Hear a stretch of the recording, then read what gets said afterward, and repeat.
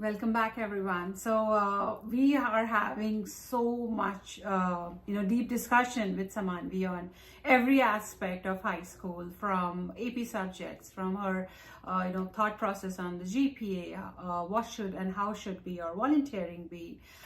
So now let's, focus and have a deep conversation on the most daunting subject for which you also have this channel is on the college application. So over to you, Samanvi. Firstly, let's hear out the emotional side of the grind that is lined up for you. So Yeah, definitely I'm nervous because I'm like any high school, I'm kind of going through this process by myself too. Especially because what the colleges I want to go to is based off of my interests, and so researching a lot of research that goes behind the scenes is nervous. I'm feeling very anxious, but I'm also really excited to see what happens. All the essays that I'm compiling, how they're gonna work out, getting them reviewed, hearing feedback. It's a process. So, yeah. Absolutely. And of course, it's some journey that you cannot avoid. So enjoy the process, and of course the journey would be good. So yeah, all the best with that. So now let's start on the preparation, which is very pivotal and very important. So when did you start with it? What were your thoughts when you were on your 9th grade that, okay, 4 years down the line, this is coming up and I have to do. So probably you had some planning, some preparations. Yeah. So let's discuss that. Yeah. So in my freshman year, actually, I created a spreadsheet, and I had most of the components that go in your college application within that spreadsheet. So GPA, the courses that I want to take, like a list of internship summer programs that I could potentially take part in, and then also my like when I'm gonna start the SAT and all of that.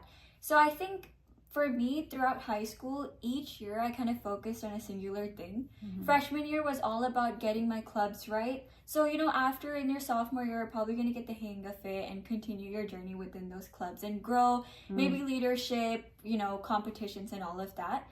And then in my sophomore and junior year is when I started SAT. It was like freshman year, obviously it was in the back of my mind because SAT is a crucial thing for college apps. And so I started preparing for it in my sophomore year, and eventually I took it in my junior year. In fact, 2 months ago I gave my last try. So I think this way, each year I was able to knock out some part of college app, and then in my senior year I kind of got all of them together and combined it into in your common app, everything's gonna go there. So if you have a spreadsheet listed out, especially in high school, you're gonna get so many achievements, just so many things that happen that you won't remember. So it's good to list them out on a spreadsheet so they're handy when in time for college apps. So Wow. yeah. Yeah, that's a very good thought around your preparation, that start listing it out pretty early in the game, so that you're not losing out, and the highlights and the lowlights, and you have to do this. It is coming to you 4 years down the line, so there's nothing that you can avoid. So it's better to kind of start writing them and start preparing on those lines, of course. So that was a very good insight, Samanvi. So I got a clue from you, that on the preparation that you put things on a sheet of a paper. So let's now touch on the aspect of the brag sheet. How early did you start putting that? What were you putting into it? And let's start from the brag sheet, and then we'll go down on the recommendation. What's going on in your mind? So on the brag sheet, when did you start? I, in fact, started my brag sheet the summer before my senior year. So actually the end of junior year and all of summer, I put a lot of effort into my brag sheet. I think I treated my brag sheet like a resume, put everything about me on there. But I would say that I not more so of academics, but put a lot of things about me personally and what I do outside of school. Because brag sheets are obviously going to go to your teachers who see you in school, know how you are academically. But I think if you list something on a personal level, like what you like to do, what you do outside of school, like if you do any like coding certifications or just passion projects, just list them in detail. That adds on to the value of a brag sheet. It just gives you a well-rounded, your teachers get a well-rounded look on you. So. Wow. So I would say that, brag sheet is kind of is a prompter, basically prompts you when you are on your college application. It's prompting you that what all you have done.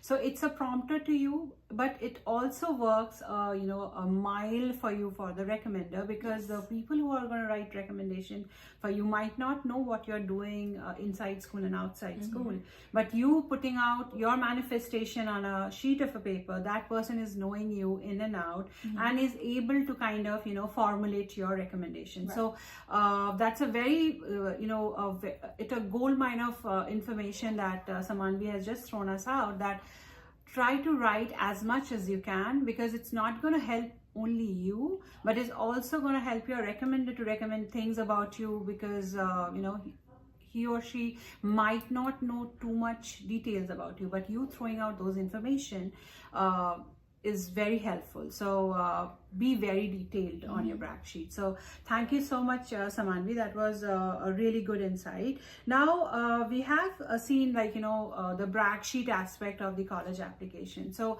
now let's touch down on some discussion on the summer programs that you've done in your high school, and then we'll go on what is your readiness on the colleges. What did you do, the research on the colleges or on the courses that you wanted to go? You want to go out of state, you want to be in state? So we'll go on those lines, but first let's just discuss on the the programs that you have done and done on your entire high school. So for me, summer programs, honestly speaking, I wasn't part of a lot of summer programs. In my freshman year, I did take on a coding program where I learned about game development and all of that. It was really very helpful for me knowing that I like coding. I didn't know that game development can also be like a thing that I could pursue, my future career in. As I said, I really enjoyed painting, and so when I was in that program, I was, coding a lot of things for how the game appeared to be or looked like. So it's a lot of creative freedom that I had. And so I feel like these types of programs just increased or just introduced me to different parts of computer science, which I wasn't aware of before. And you also meet like-minded peers in these programs, and when you talk to them, you also realize, oh, we share a common goal, and we just share knowledge about what we've done also apart from these programs to increase our passion. But apart from that, over summer I recently started a summer job, and then volunteering over summer then again. Wow.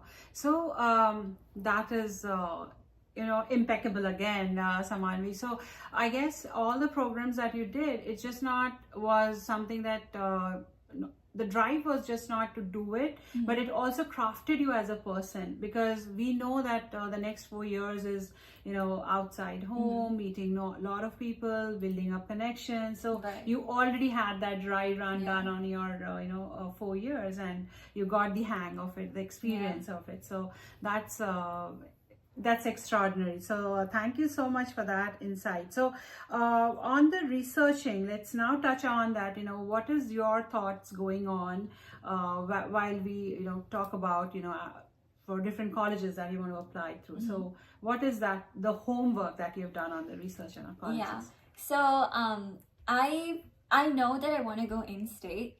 Also, a lot of my college planning was shaped by my sister. She has been through this before me. So I was in middle school and I saw her go through this process. So in a way, it was a little bit easier for me because I had guidance from my sister. But both of us are interested in different paths or careers. So in terms of that, I started researching colleges based off of which had a great CS or stats program. And I knew I wanted to go in-state. So main thing, firstly, tuition, affordability. How, with the aid and all the scholarships, is it affordable for me? Obviously, NC State has great schools like Duke University, Wake Forest, Chapel Hill, but obviously Duke, in terms of like aid, you don't receive a lot. So I kind of changed my like perspective, and I was more open-minded about looking into other stuff like near neighborhood states. And then so I matched the program tuition and kind of went about that. And within the colleges also, with the specific programs that they had, I looked at the courses that they had. And so a lot of the times you can transfer your AP courses over, right? So I know that I'm trying to at least do an accelerated program of some sort of thing. And so I looked at colleges that that I can transfer my AP scores to, because some colleges allow you to, some colleges don't, depending on the score that you receive. So I think that's also a great aspect to look into if you want to do some sort of accelerated path. Lovely. So excellent. I mean, I told you that, she is a painter, so she's going to be painting all the information so well for us. So I guess a very pivotal and a very important aspect of researching on the college is the financial aspect as well. And you've just mentioned that just not the courses or just not the colleges that you want to, you see yourself, but you also need to see a lot other aspects when you're doing the research, whether they are accepting those, AP credits, what is, how diversified are they, what is their mindset on the research, how are the courses lined up, because you are thickly and very you have your all energy focused on data science, so you want to make sure that they have those explorative courses. So a very, very deep insight, and at this young age, I mean, putting all pieces of the puzzles and then kind of going from there is exemplary. So thank you so much on the insight on the research and colleges. So now we'll touch point on how you are thinking on planning out on your recommendation, what exactly you are thinking you will be putting on your recommenders to and then of course that what is it going on when you'll be hitting the majorly on the college prompts, like tell me about yourself and the different prompts. So what's all going on in your mind? So that's going to be our last segment that we'll be discussing with Samanvi, and also any other insights and ideas and guidance that she wants to share with all of us. So we will discuss that. Don't go anywhere. Go for a quick water break and come back quickly.